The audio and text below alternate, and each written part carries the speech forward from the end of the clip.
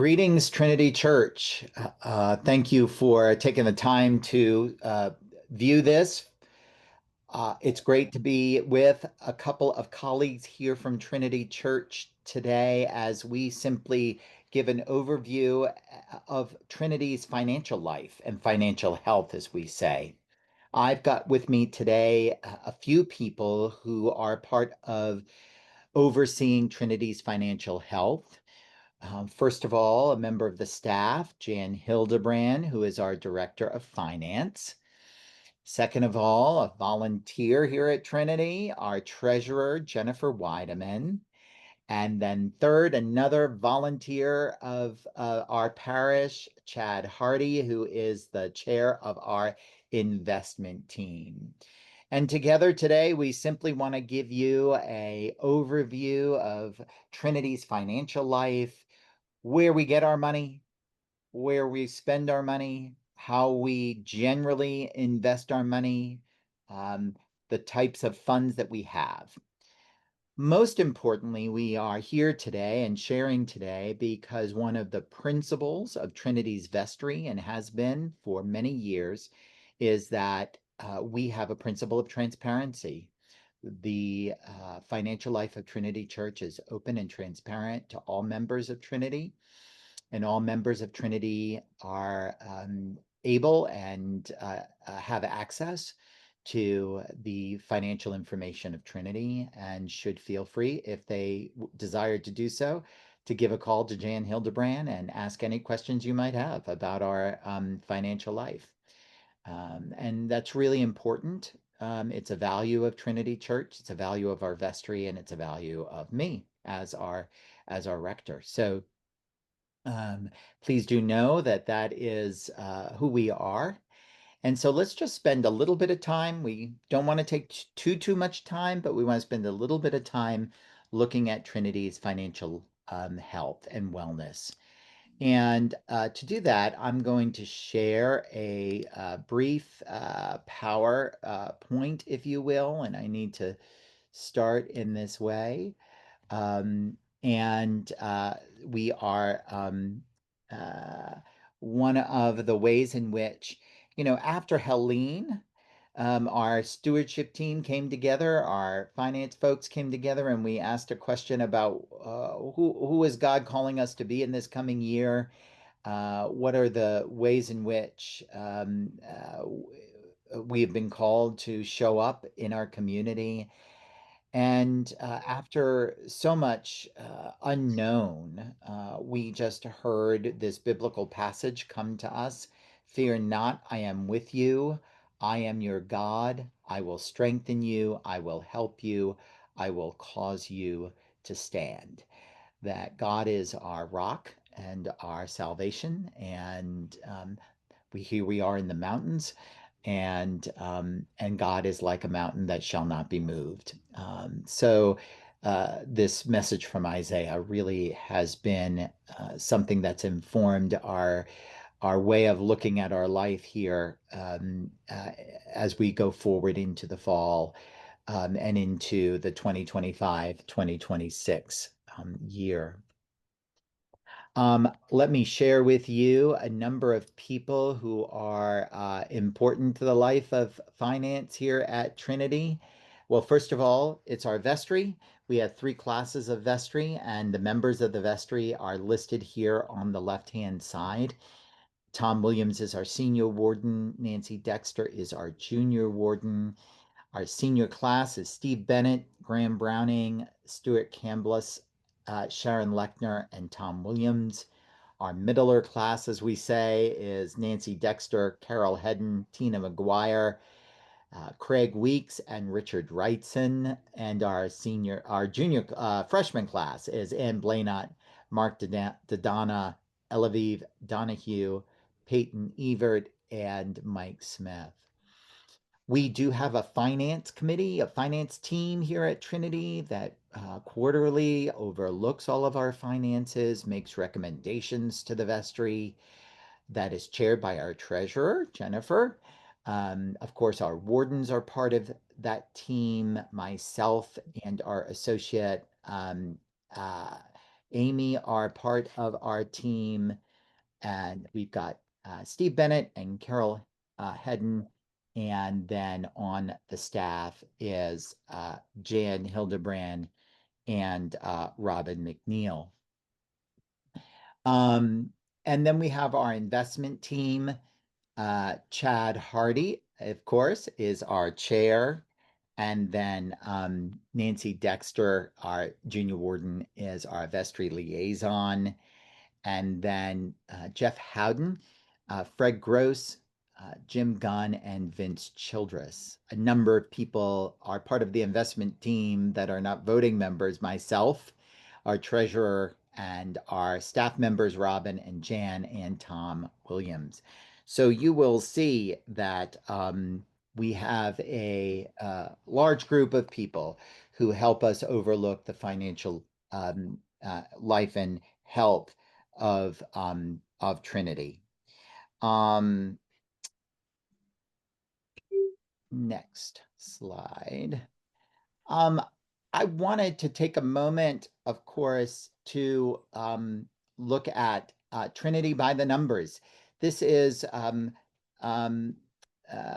the generosity of our parish and the pledges for 2025. This is an important chart, if you will, because what this shows is that people from all levels are participating in the financial life and health of Trinity Church. It's not uncommon in some Episcopal congregations where 50% of all donations to the congregation come from just a few individuals. But as you can see here, we have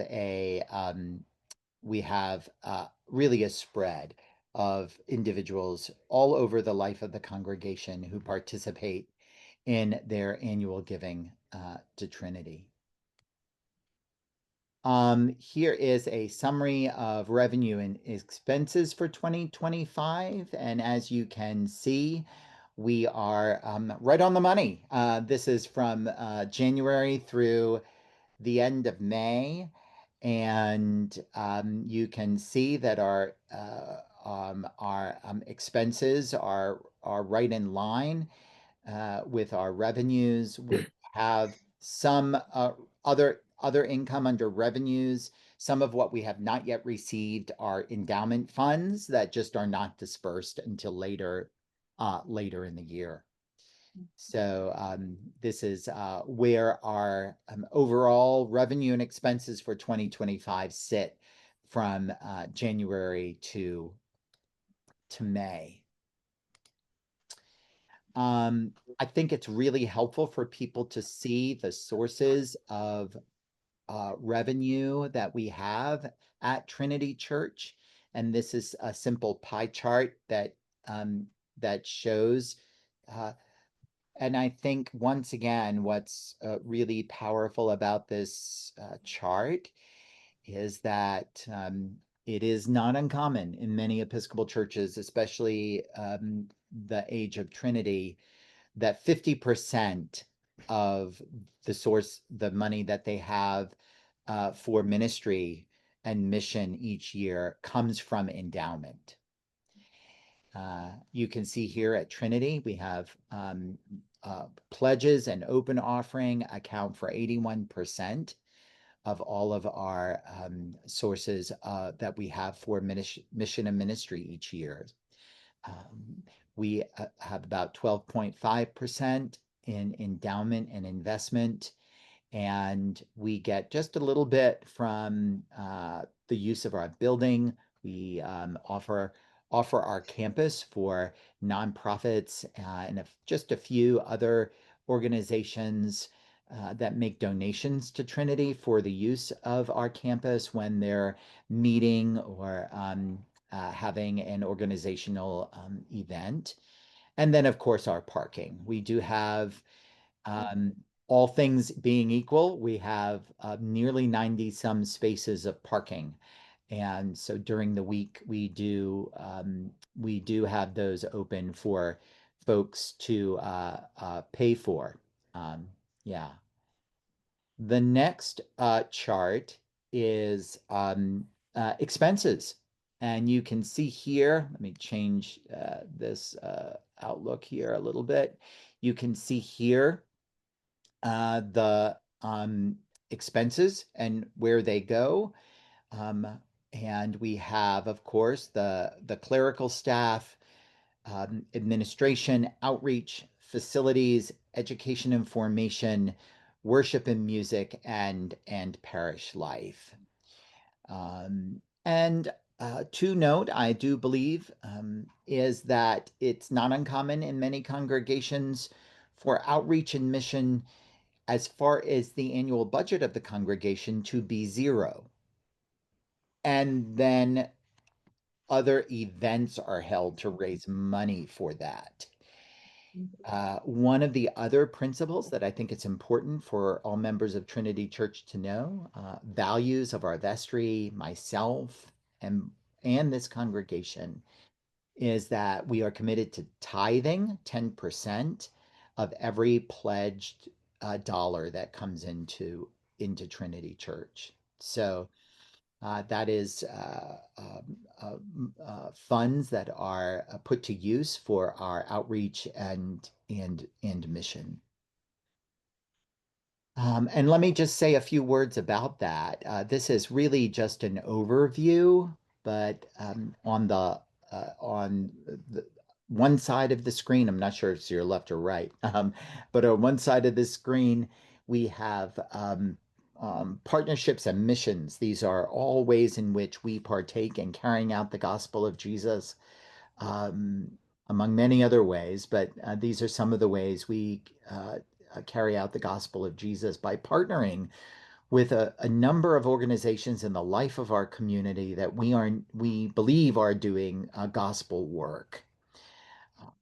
Everything from Asheville Buncombe Christian Community Ministry, ABCCM, as so many of us know it, to Habitat for Humanity. And please be aware, we're getting ready for a habitat build this coming fall that will begin in August. To many of the other organizations that you can see here that we know are doing gospel work in our own community, Homeward Bound, Helpmate, Manna Food Bank, Meals on Wheels, Pisgah Legal Services, and other organizations. It is the great work of our outreach team that oversees those partnerships and relationships. But as you can see in the other box at the top, you see that those funds equal about $75,000. We have a primary relationship with the work in our own neighborhood and community of the Church of the Advocate. And then there are other ways in which we are reaching out and part of our community and beyond, our Appalachian Regional Ministry, Episcopal Relief and Development. Um, and then we have a number of, of events and actions, you might say, that we partake in here at Trinity that are unmonetized, you might say. Our Red Bag Sundays, we work to do 4 of those a year. The Children First Communities and Schools gifts that we help put together at Christmas time. We have a group of individuals volunteering to bring food for Transformation Village and the Veterans Restoration Quarter throughout the year, as well as mission trips that our youth partake in. And then I'm going to probably let Chad say a few words here, but we thought this is a very big overview of investments at Trinity Church or endowment, you might say. We have a number of temporarily restricted funds. We have one fund that is an accumulation of purpose funds given for purposes that have not yet been spent. That's invested with Modera. That stands at 637,000. And then we have gifts that have been given specifically to be restricted for the future life of the congregation. We call those legacy gifts. Those are also invested with Modera and stands at about $645,000. And then we have some permanently restricted funds that are all held at the Community Foundation of Western North Carolina. Uh, the first one we call the Lee Fund because Mr. James Lee gave the money. That stands at $1.3 million. Ann Cannon Smith Fund, given by Buck and Kay Cannon in memory of their daughter, and that stands at $226,000. The Patton Fund, given in memory of Mr. and Mrs. Patton, Nancy and Mac Patton, and specifically for outreach, and that stands at $76,000. And then we have some temporarily restricted funds also held at Vanguard, and that stands almost at $1 million. I'm going to stop sharing my screen and then just ask our folks to join me in talking about overview. First of all, Jan, just can you just say a few words about where we stand so far this year, how everything looks in terms of our current financial picture in Sure, 2025. sure. Thank you. First, I thought I would talk a little bit about our process. Robin McNeil and I share the financial duties here at Trinity, and so we close the month and we get the financial reports ready every month for the vestry and for Scott and for Jennifer to start reviewing. Jennifer also reviews all of the journal entries and bank statements and other statements on a monthly basis. And the finance team and the investment team, they also have a chance to review the financial reports on a quarterly basis. So we get lots of feedback from all these groups, which is wonderful. I know Scott talked a little bit about our current situation. We're just on target with the budget really for almost half of the year. Pledge payments and open offerings are right on target. Our parking revenue is not quite back from pre-Helene, but it's Yeah, moving up. So yeah, we yeah. have high hopes for the summer.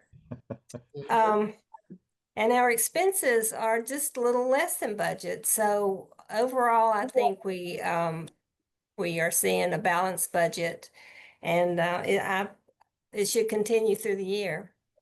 Robin and I both work part-time. We are here Tuesday, Wednesday, and Thursday from 9 to 5. So please reach out to either one of us if you have any questions on anything you see on this video or anytime.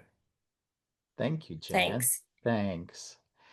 And Jennifer, do you mind just sharing any thoughts you have about you kind of oversee and see every picture. So just anything you might say about how all the operations and what you see from your seat. I can say from my seat, it looks good. The one word I would sum up this year's financials is relief, because Mm, this budget was prepared last fall, and everyone mm, remembers what we were going through last fall. yeah, And I am just so relieved that we are on target, that the commitment of the folks in this parish has been amazing to yeah. keep us going forward and moving forward. And that's what we're able to do because of the fact that the pledges and the offerings are on target. And that's fabulous. And the commitment of everybody on the staff and different missions to hold down their expenses as much as they can to keep those within target have just come together to keep us really strong. Mhm. Mm, And that, I think, to all of us has been not just a relief, but an inspiration. thank you, Jennifer. Yeah, Mhm. thank you. And Chad, I mean, one doesn't have to say too much to say these are interesting times in the life of the greater world financially, national and international, really. So, can you just say a few words about the investment team and anything you think is helpful for the congregation? Yes, Scott, thank you very much. It's been a great honor and a privilege to serve on our investment committee and serve as chair. I've been honored to serve since we incepted the committee in 2012, and we have a very strong committee of very committed Trinitarians who take stewardship of these assets very seriously. We do have permanently restricted assets at the Community Foundation of Western North Carolina.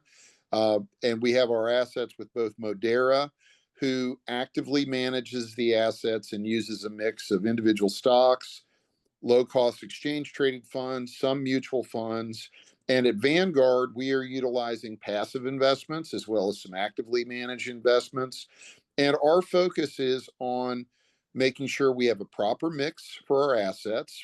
Generally, across all accounts, our allocation is roughly 70% stock, 30% bond. We meet 4 times a year to review the asset allocation, to meet with our investment managers, to discuss the performance of our managers, and most importantly, once a year we meet to determine the amount of money we recommend be distributed from all of our funds to the general budget of Trinity. And I will say that our committee we've always been focused on our stewardship in a way that during some difficult times that we've been through, years like 2022 and 2020, we as a committee voted to maintain a high distribution from the endowment to see to it that the money that was entrusted to our church by many generous members over the years, that money is being used for current and vital ministry of the church. Our committee is focused on being good ambassadors to the rest of the church. I feel very confident that you can approach any member of our committee and they can speak to you as to how the funds are managed, why they're managed the way they are, other things that we're constantly considering. And we welcome the involvement of new members to our committee. Technical expertise in the investment markets is not a prerequisite. In fact, we've had many Trinitarians over the years that have served us that did not come from a specifically financial background. And some of the best insights we ever received were from those members. So we constantly welcome new participants to our committee. And if you have an interest in that, I would encourage you to approach Scott or Jan or Jennifer or myself, and we would welcome your involvement. Thank you. Yeah. Thank you, Chad. Well, I'll close by just saying how grateful you can tell, I think, how grateful I am to know that as the rector, our financial life is well taken care of and overseen by a group of individuals who love our congregation, but also love our mission and love our mission to be the presence of Jesus here downtown and in our city and for our state and the world. And so it's a real joy. And I think the other piece of polity information or the way things work around an Episcopal church is to be clear that our vestry is really the only group who has the authority to spend money at Trinity. Every single account needs to be approved by our vestry, except for the rector's discretionary fund. But even that is audited, right? So just know that that's part of how an Episcopal church works as well. Well, thank you for joining me today. I really appreciate it. This is not all detailed information about our financial life, but certainly is the start. And I hope it's given you a picture of how Trinity carries out our mission with the many gifts that you provide to our mission and ministry. Thank you very much. And again, please reach out if you have any further questions, deeper questions. Jan knows, Jennifer knows, Chad knows that if a member of Trinity Church calls with a more detailed question, they don't have to call me up first and ask if it's okay to share it. It's open information, and it's for our good and for the good of the gospel. So, well, thank you, Jan. Thank you, Jennifer. Thank you, Chad, and for everyone else who operates and serves to help our financial life be to serve. Take care and have a great day.